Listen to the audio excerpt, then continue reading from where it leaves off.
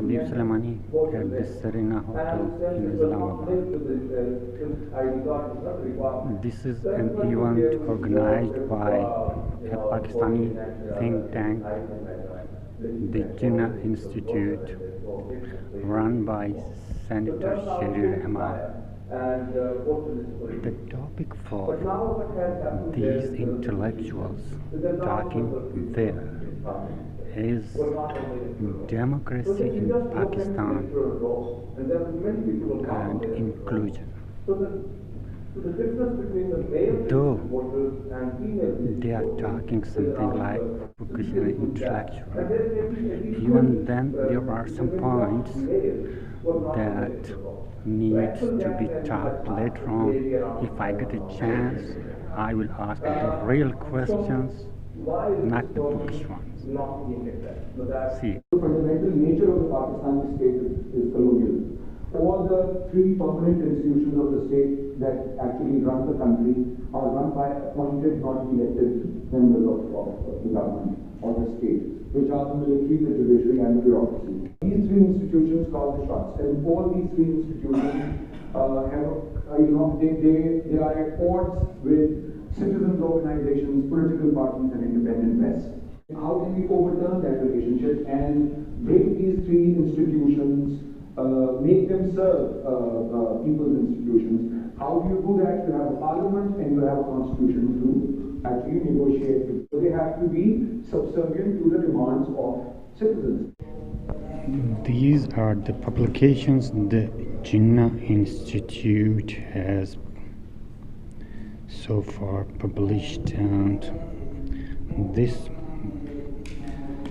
democracy inclusion, this is actually the topic of the event.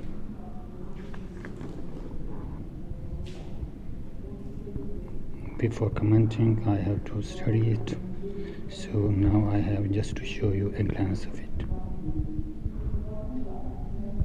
CPAC. Senator Sherry Rehman is heading the CPAC committee of the Senate, so there is this booklet about it.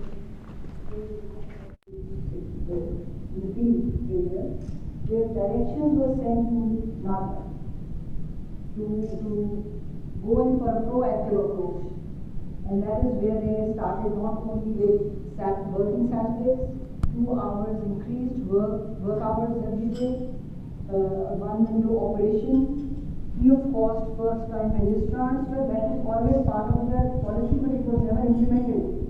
So, on the direction of the Election Commission, they started doing this.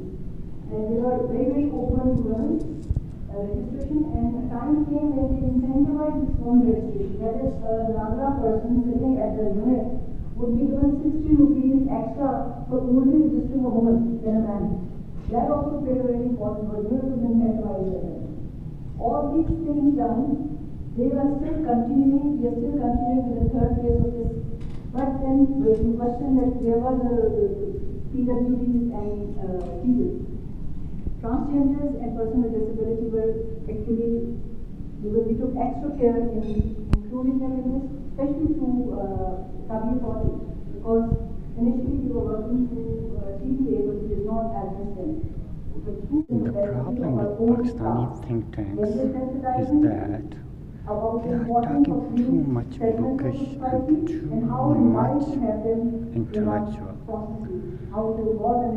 They hesitate to talk the real issues of the state, especially when we talk about democracy. We don't talk about the military, especially those retired generals who are running supposedly state within the state. And this thing is really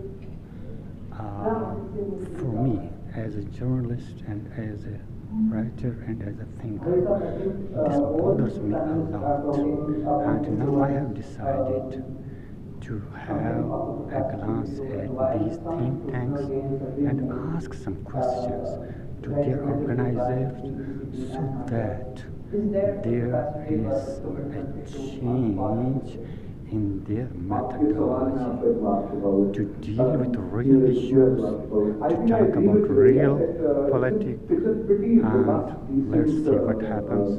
This is the first step. I have to attend the meetings of think tanks in the future too. Pakistan has the fundamental ingredients in terms of capacity, right? I think, if we look at the global south, Pakistan actually fares quite well. We've got a strong military, we've got a strong judiciary, we've got a strong bureaucracy as well. I think there are other political economy factors, as Khalid has alluded to, that probably need addressing. But the fundamental ingredients and the capacity of the state is actually pretty decent. From a donor perspective, I think, if I can speak for myself, the idea is to help catalyze some of these efforts. And again, ECT as an institution, I think it's really made strides in the past few years. Having multi-pronged approaches. So it's not just a donor who would help push that, but it is also the partnership of civil society. But again, having that enabling platform, working with political parties, for instance, it's about bringing these institutions together to work in a more coherent way. So again, going back to the supply and demand sort of binary, it shouldn't be a binary. Right? It's very much how do we create cohesive models to further deepen our democratic development. The topic for this first session is delivering inclusive governance benefits for home, and those who are talking includes Javeria Jilani, Mukhtar Ahmed, Nighat Siddiqui, and Haris Khaliq. So far, no one is talking about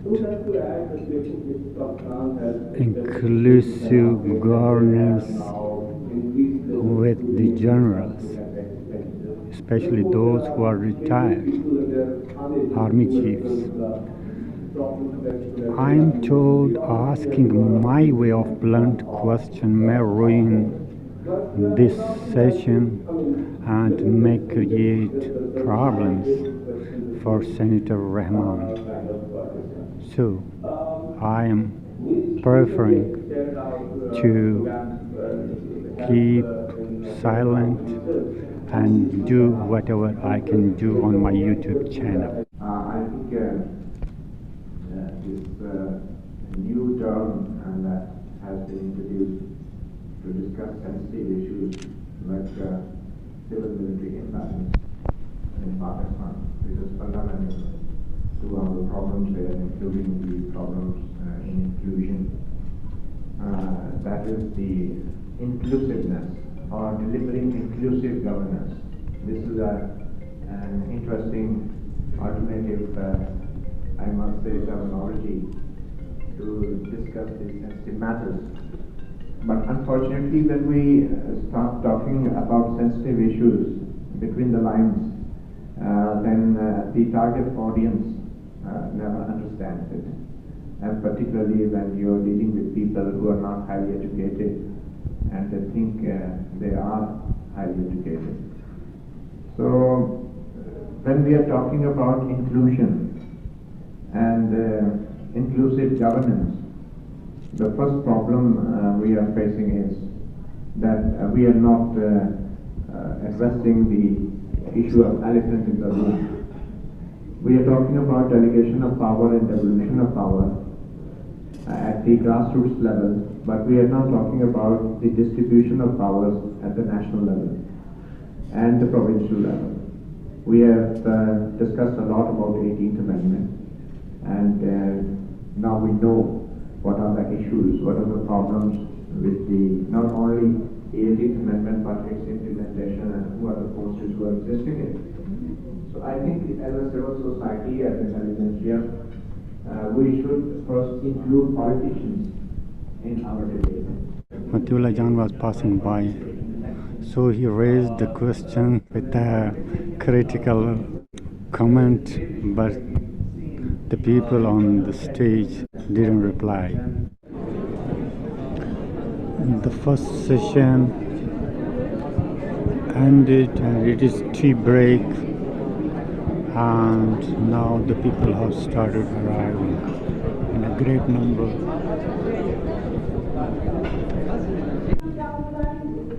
The second session has started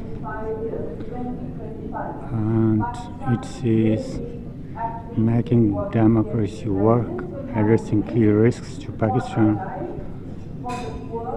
The moderator is Ali Dian Hassan and Senator Sherry Rehman speaks.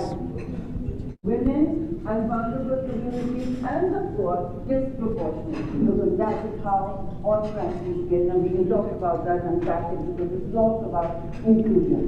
So that's the first thing. The second one that is really worrying me, and it's entirely related, is the broader stress and trend line of climate. माहौलियात का बहुत बड़ा crisis Pakistan में आया हुआ है, काम भी कर रहा है, तो वो कम्युनिटीज हैं. पानी की मैंने अलग बात की बिकॉज ये बहुत बड़ा क्राइसिस है. Pakistan out of many hundreds of nations and countries used to be just 2 years ago the seventh most vulnerable to climate crisis and stress in the world. In just 2 years, it has moved. The host of the event and President Jinnah Institute, Senator Sherry Rehman, is talking about the risks, and she has started with climate change, the biggest threat to Pakistan. Senator Sherry Rehman has intellectual background. Her father was the Vice Chancellor of Sindh University. Her uncle was the Chief Justice of Sindh High Court. Her mother was the first female Vice President of the State Bank of Pakistan. And now she, Senator, before that she was in the Dawn Media Group from the business section. She switched over to the editorial and remained editor Herald, the defunct news magazine of Pakistan. Then she became a member of the National Assembly, then ambassador of Pakistan to the United States. She talked in jumble of Urdu, English. That is how we usually in Pakistan talk. And someone said, I don't know why we lack confidence in talking in English. That is why I am doing this program in English, to get the fluency and the confidence. So, do you guys? I won't start getting the names of actors, but people who read the change have to get into this. This is the job of policy, media, and political elites. And you all sitting in this arena are volunteers. Let's face it. So, what are we going to do? First of all, we need to pressure our governments to start convening policy framework. Right now, there is a climate. There is a policy बनती है ना. हर चीज़ के लिए policy बनती है. खड़े होकर बाहर जंग ही करना शुरू कर दिया. और जो populist regimes आ रही हैं, जो authoritarian बन जाती हैं, election में वो populist होती हैं, and they promise you transformation.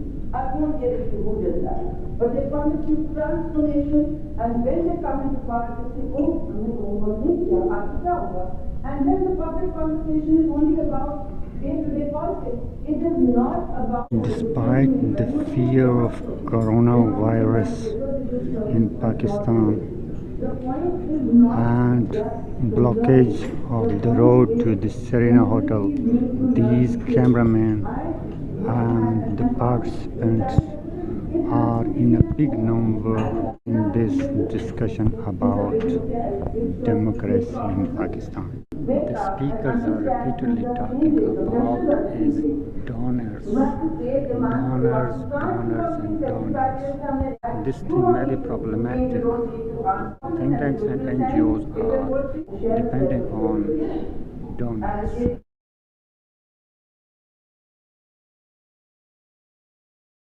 One point they talked about is